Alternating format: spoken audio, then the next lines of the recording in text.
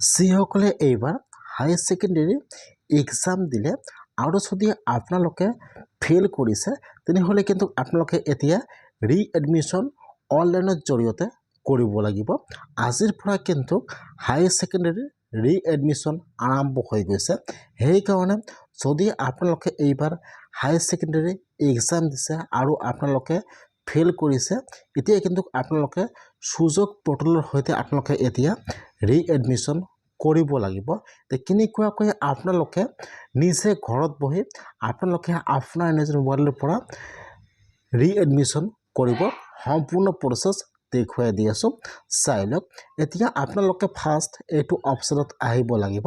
মই কিন্তু আপোনাৰ সুবিধাৰ কাৰণে অপশ্যনৰ লিংকটো মোৰ ডিছক্ৰিপশ্যনত দি দিছোঁ। আপোনালোকে ডাইৰেক্ট ক্লিক কৰি ফাৰ্ষ্ট এইটো অপশ্যনত আহি যাব। যদি আপোনালোকে মোবাইলত অন কৰিছে তেনেহ'লে আপোনালোকে ফাৰ্ষ্ট ইয়াত আপোনাৰ ব্ৰাউজাৰটো ডেস্কটপ ছাইড কৰি ল'ব। এতিয়া আপোনাৰ ওচৰত এইটো অফিচিয়েল ৱেবছাইট অপেন হৈ যাব এনেকুৱাকৈ। ইয়াত চাব, ইয়াত কিন্তু বহুতো অপশ্যন দিয়া থাকিব এনেকুৱাকৈ। ইয়াত চাব দিয়া আছে ষ্টুডেণ্ট এপ্লাই। এতিয়া আপোনালোকে ফাৰ্ষ্ট সেইটো অপশ্যনৰ ওপৰত ক্লিক কৰিব, ষ্টুডেণ্ট এপ্লাই। এতিয়া এইটো পেজ অপেন হৈ যাব। ইয়াত আহি যাব মোবাইল নম্বৰ আৰু পাছৱাৰ্ড কেপচা লগইন। এতিয়া আপোনালোকে ফাৰ্ষ্ট কিন্তু ইয়াত ইউজাৰ আইডি আৰু পাছৱাৰ্ডটো বনাব লাগিব। এতিয়া আপোনালোকে তলত চাব দিয়া আছে কাৰেণ্ট নিউ একাউণ্ট। এতিয়া কিন্তু আপোনালোকে ফাৰ্ষ্ট নিউ একাউণ্ট বনাব লাগিব। সেইকাৰণে আপোনালোকে ফাৰ্ষ্ট ইয়াত কাৰেণ্ট নিউ একাউণ্টৰ ওপৰত এবাৰ ক্লিক কৰিব।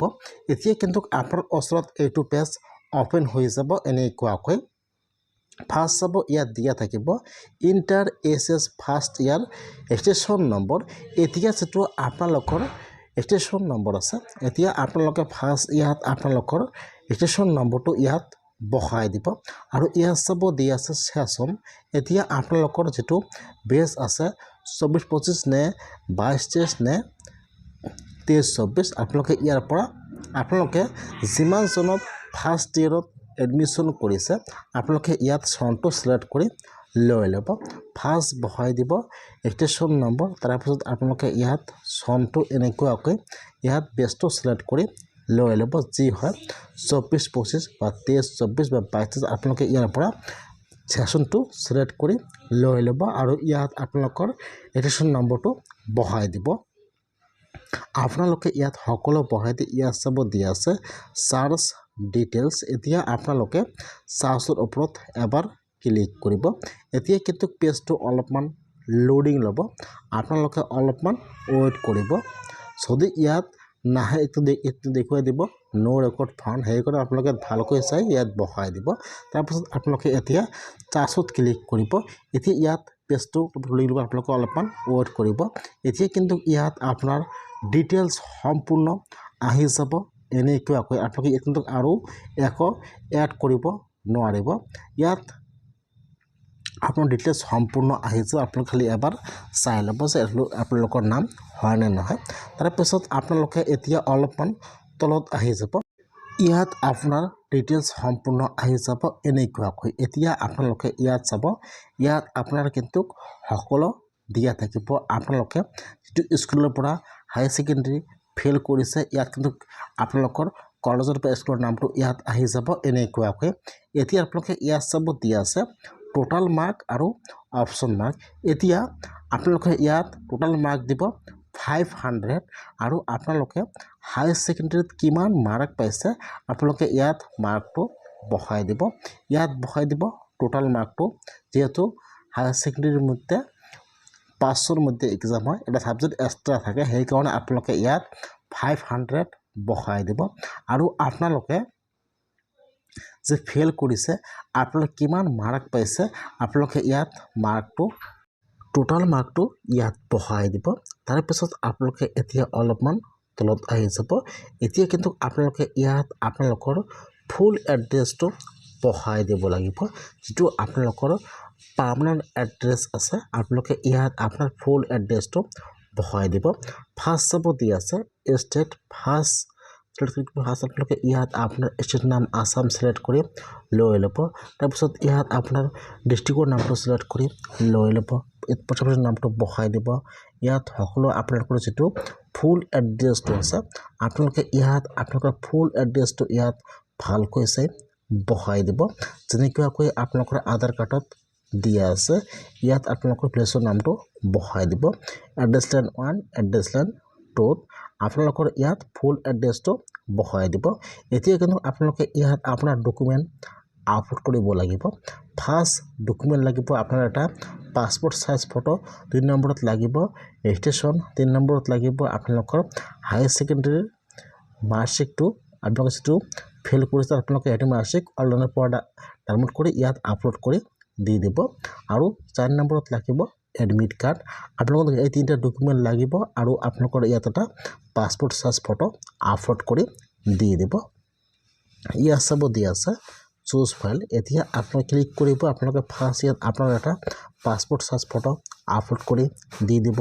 তাৰপিছত ইয়াত আপোনালোকৰ এডিশ্যনটো আপলোড কৰি দি দিব তাৰপিছত আপোনালোকৰ ইয়াত আপলোড কৰিব মাৰ্কশ্বিট আৰু এডমিট আপোনালোকে ইয়াত আপোনাৰ এইকেইটা ডকুমেণ্ট ইয়াত আপলোড দি দিব তাৰপিছত ইয়াত চাব দিয়া আছে একাউণ্ট ডিটেইলছ ইয়াত চাব দিয়া আছে মোবাইল নম্বৰ এতিয়া আপোনালোকে ইয়াত ডকুমেণ্টবোৰ আপলোড কৰি এতিয়া আপোনালোকে ফাৰ্ষ্ট ইয়াত আপোনালোকৰ মোবাইল নম্বৰটো বহাই দিব মোবাইল নম্বৰটো বহাই দি আপোনালোকে এতিয়া সেন্ড OTP ক্লিক কৰিব বা গেট OTP ক্লিক কৰিব এতিয়া কিন্তু আপোনালোকৰ মোবাইলত OTP আহি যাব ইয়াত চাব দিয়া আছে এন্টাৰ OTP এতিয়া আপোনালোকে ইয়াত OTP-টো বহাই দিব আৰু আপোনালোকে ইয়াত ইমেইল ID বহাই দিব আৰু আপোনালোকে ইয়াত এটা ষ্ট্ৰং পাছৱৰ্ড বনাই ল'ব এইটো কিন্তু আপোনালোকৰ পাছৱৰ্ড হ'ব আৰু কিন্তু ফোন নম্বৰটো আপোনালোকৰ ইউজাৰ ID হ'ব সেইকাৰণে আপোনালোকে ইয়াত ফোন নম্বৰটো আৰু ইয়াত পাছৱৰ্ডটো আপোনালোকে ভালকৈ খেয়াল ৰাখিব ইয়াত মোবাইল নম্বৰ ইয়াত যদি ইমেইল ID জানে ইয়াত বহাই দিব নহলে নিদিলেও কিন্তু একো নহয় ইমেইল ID দিব পাৰে নিদিলেও কিন্তু একো নহয় এতিয়া আপোনালোকে ইয়াত ষ্ট্ৰং পাছৱৰ্ড বনাই ল'ব আৰু আপোনালোকে ইয়াত OTP-টো বহাই দিব আপোনাৰ কিন্তু ফোন নম্বৰত OTP আহি যাব আপোনালোকে OTP-টো বহাই দিব আপোনালোকে ইয়াত ষ্ট্ৰং পাছৱৰ্ড এনেকুৱাকৈ বনাই ল'ব আপোনালোকে ইয়াত নামৰ 4টা আখৰ দিব আৰু আপোনালোকে ইয়াত যিকোনো আপোনালোকে ইয়াত এনেকুৱাকৈ ষ্ট্ৰং পাছৱৰ্ড বনাই ল'ব তাৰ পিছত এতিয়া আপোনালোকে অলপমান তলত আহি যাব ইয়াত চাব বক্স দিয়া আছে আই এগ্ৰিড আপোনাৰ টিক মাৰ্ক দি দিব আপোনালোকে এই ফৰ্মটো সম্পূৰ্ণকৈ চাই ল'ব এবাৰ যদি ইয়াত কিবা ভুল আছে আপোনালোকে এতিয়া এডিট কৰি লৈ ল'ব পিছত আৰু এডিট নহ'ব সেইকাৰণে আপোনালোকে ফৰ্মটো সাবমিট দিয়াৰ আগত সম্পূৰ্ণকৈ ভালকৈ চাই ল'ব যে সম্পূৰ্ণ শুদ্ধ আছে নাই তাৰপিছত আপোনালোকে এতিয়া সকলো চাই লৈ অলপমান তলত আহি আপোনালোকে ইয়াত সেইটো বক্সত টিক মাৰ্ক দি আপোনালোকে এতিয়া ৰেজিষ্টাৰৰ ওপৰত ক্লিক কৰিব ইয়াত আহি যাব ইয়েছ ৰেজিষ্টাৰ এতিয়া আপোনালোকে ইয়েছত ক্লিক কৰিব এতিয়া কিন্তু আপোনালোকৰ নামটো ৰেজিষ্টাৰ হৈ গ'ল এতিয়া আপোনাৰ ওচৰত এইটো পেজ ওপেন হৈ যাব এনেকুৱাকৈ এতিয়া কিন্তু আপোনালোকে ইয়াৰ পৰা কলেজত এডমিশ্যন কৰিব লাগিব আপোনালোকে যিটো কলেজত হায়াৰ সেকেন্ডাৰী এক্সাম দিব বিচাৰে আপোনালোকে এতিয়া সেইটো কলেজত এপ্লাই কৰিব লাগিব ইয়াত চাব ইয়াত কিন্তু এপ্লাই অপশ্যন দিয়া আছে 2 নম্বৰত এতিয়া আপোনালোকে এপ্লাইৰ ওপৰত এবাৰ ক্লিক কৰিব যেতিয়া আপোনালোকে এপ্লাইৰ ওপৰত এবাৰ ক্লিক কৰিব এতিয়া কিন্তু ইয়াত অসমৰ সকলো কলেজৰ নাম ইয়াত শো কৰিব এতিয়া কিন্তু আপোনালোকে ইয়াত চাব লাগিব যে আপোনালোকে কোনটো কলেজত হায়াৰ সেকেন্ডাৰীত আৰু এডমিশ্যন ল'ব যেটো এইবাৰ নিয়মটো চেঞ্জ কৰিছে যিসকলে এইবাৰ ফেল কৰিছে এতিয়া কিন্তু আপোনালোকে যিকোনো কলেজত আৰু হায়াৰ সেকেন্ডাৰী এক্সাম দিব পাৰিব সেইকাৰণে ইয়াত কলেজৰ নামবোৰ আহি যাব এনেকুৱাকৈ এতিয়া আপোনালোকে ইয়াত কোনটো কলেজত এডমিশ্যন ল'ব আপোনালোকে ইয়াত চাৰ্চ কৰিব লাগিব ইয়াত কলেজৰ নামটো আহি যাব এনেকুৱাকৈ ইতল চাব দি আছে এপ্লাই নাও এতিয়া আপোনালোকে এপ্লাই নাওৰ ওপৰত ক্লিক কৰিব এইবাৰ যেনেকুৱাকৈ ফাৰ্ষ্ট ইয়াৰত এডমিশ্যন লোৱাৰ কাৰণে ফৰ্ম ফিল আপ হৈ গ'ল সেমকৈ ইয়াত আহি যাব এনেকুৱাকৈ ইয়াত চাব দি আছে আৰ্টছ এণ্ড চায়েন্স এতিয়া আপোনালোকে হায়াৰ সেকেন্ডাৰীত কোনটো এক্সাম দিব আৰ্টছত নে চায়েন্সত আপোনালোকে ফাৰ্ষ্ট সেইটো অপশ্যনত ক্লিক কৰিব এতিয়া আপোনাৰ ওচৰত ছাবজেক্টৰ অপশ্যন আহি যাব এনেকুৱাকৈ এতিয়া আপোনালোকে আৰু হায়াৰ সেকেন্ডাৰীত কি ছাবজেক্ট ল'ব ইয়াত সকলো ছাবজেক্ট আহি যাব এনেকুৱাকৈ এতিয়া আপোনালোকে ইয়াত সকলোবোৰ ছাবজেক্ট সিলেক্ট কৰি লৈ ল'ব এনেকুৱাকৈ আপোনালোকে যিবোৰ ছাবজেক্ট ল'ব ইয়াত আহি গৈছে এনেকৈ আপোনালোকে এতিয়া সেইবোৰ ছাবজেক্ট ইয়াত এনেকুৱাকৈ চিলেক্ট কৰি লৈ ল'ব ইয়াত চাব ইয়াত আপোনালোকে এনেকৈ চিলেক্ট কৰি লৈ ল'ব সকলোবোৰ ছাবজেক্ট তাৰপিছত ইয়াত চাব দিয়া আছে মিডিয়াম এতিয়া আপোনালোকে চিলেক্টত ক্লিক কৰিব ইয়াত দুটা মিডিয়াম আহি যাব ইংলিছ এণ্ড আছামিজ এতিয়া আপোনালোকে যিটো মিডিয়ামত আপোনালোকে হায়াৰ ছেকেণ্ডেৰী এতিয়া আপোনালোকে ইয়াত মিডিয়ামটো চিলেক্ট কৰি লৈ ল'ব ইংলিছ ধৰণে আছামিজ হয় আপোনালোকে ইয়াত সকলোবোৰ ছাবজেক্ট চিলেক্ট কৰি লৈ ল'ব পিছত কিন্তু আৰু ছাবজেক্ট চেঞ্জ কৰা যায় ফৰ্ম ফিল আপ কৰাৰ সময়ত সেইকাৰণে আপোনালোকে ইয়াত ছাবজেক্ট বহাই দিব আপোনালোকৰ যি মনত বিচাৰে তাৰপিছত ইয়াত চাব দিয়া আছে মিডিয়াম তাৰপিছত আপোনালোকে ক্লিক কৰিব ইয়াত দুটা মিডিয়াম আহি যাব ইংলিছ এণ্ড আছামিজ আপোনালোকে ইয়াত মিডিয়ামটো চিলেক্ট কৰি লৈ ল'ব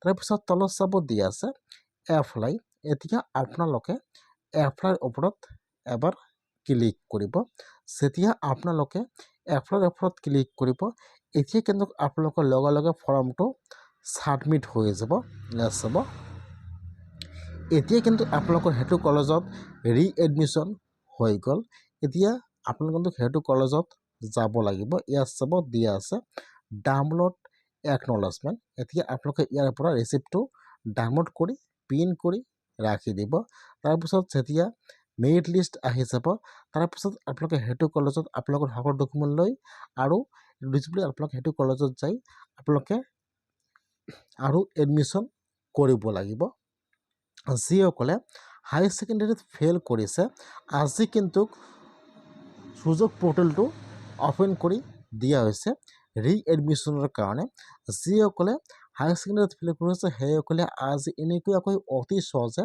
আপোনালোকে আপোনাৰ নিজৰ মোবাইলৰ পৰা ৰিএডমিশ্যন কৰি লওক আজি কিন্তু চাৰ্ভাৰটো ফুল অপেন হৈ গৈছে সেইকাৰণে বৰ্তমান যিহেতু চাৰ্ভাৰ ঠিকেই আছে আপোনালোকে আজি এনেকুৱাকৈ আবেদন কৰক ইয়াত চাব আপোনালোকে ইয়াত কলেজৰ নামটো থাকিব এনেকুৱাকৈ আৰু ইয়াত আপোনালোকৰ এইফালত ফটো থাকিব নাম থাকিব ইয়াত চাব দি আছে মাই এপ্লিকেশ্যন কেনেকুৱাকৈ আপোনালোকে মেৰিট লিষ্টটো চেক কৰিব আৰু মেৰিট লিষ্টটো কিমান তাৰিখে দিব মই আপোনালোকক জনাই দিম সেইকাৰণে যিসকলে হায়াৰ ছেকেণ্ডেৰী ফেইল কৰিলে আপোনালোকে আৰু ৰিএডমিশ্যন ল'ব বিচাৰে আপোনালোকে আজিয়ে সুযোগ পৰ্টেলৰ সৈতে অতি সোনকালে এডমিশ্যনৰ কাৰণে ফৰ্ম ফিল আপ বা ৰিএডমিশ্যন কৰক আজি কিন্তু অপেন হৈ গৈছে যিহেতু বহুতে কিন্তু নাজানে যে আজি অপেন হৈ গৈছে আজি অপেন হৈ গৈছে আপোনালোকে আজি এনেকুৱাকৈ আবেদন কৰক মই কিন্তু আপোনাৰ সুবিধাৰ কাৰণে লিংকটো মোৰ ডিছক্ৰিপশ্যনত দি দিছোঁ আপোনালোকে ক্লিক কৰক আৰু আপোনালোকে অতি সোনকালে আজিয়ে আবেদন কৰক বহুতৰে কিন্তু ফটো আপলোডৰ প্ৰব্লেম হৈ গৈছে আপোনালোকে ডাইৰেক্ট ইয়াত চুজফলত ক্লিক কৰিব ডাইৰেক্ট কেমেৰা অপেন কৰিব আপোনালোকে ইয়াত কিন্তু লাইভ ফটো তুলি দিব আৰু ইয়াত কিন্তু একো প্ৰব্লেম নহয় সেইকাৰণে আপোনালোকে এনেকুৱাকৈ ডকুমেণ্টবোৰ আপলোড কৰিব যদি আপোনালোকে মোবাইলত কৰি আছে যদি আপোনালোকৰ কিবা এটা জানিব লগা আছে কমেণ্ট কৰিব জনাই দিম আজিৰ ভিডিঅ' ইমানেই আছিল